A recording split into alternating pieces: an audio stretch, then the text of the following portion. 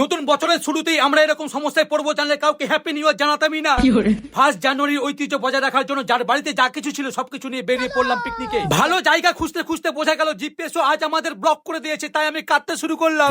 তারপর এরা বললো এটাই বেস্ট পিকনিক স্পট, কিন্তু কেউ বললো না এখানে মানুষের ফেলে রাখার চকলেট আছে। এত বেশি পরিমাণে খোঁজা হয়ে গেছিল যে এই জায়গাটা কারো চোখে পড়েনি। জায়গা পাওয়া মাত্র 0 সেকেন্ডও দেরি না করে ডিম চাপিয়ে দিলাম। ডিম ছোট কিন্তু লড়াইটা ছিল অনেক বড়। আমি ওদের বগলের তল দিয়ে হাত ভরে একটা ডিম বাগিয়ে নিয়েছি। আসতে পারবে না জেনেও স্টিমারের লোকগুলোকে ডিমের লোভ দেখাচ্ছিলাম, কারণ দূর থেকে লোভ দেখাতে ভালো লাগে। ঘুগনি হচ্ছে, হয়েও গেল। গোল টেবিলে বসে গেলাম বড় লোকি ব্রেকফাস্টে। এবার শুরু হলো মাংস রান্না। এত ঠান্ডা যে স্নান নিয়ে চিন্তায় পড়ে গেছি। বন্ধুরা যাতে না জানতে পারে শীতে আমি স্নান করি না, তার জন্য বুক ভরা কষ্ট নিয়ে মুখে জোর করে হাসি এনেও স্নানটা সেরে ফেললাম।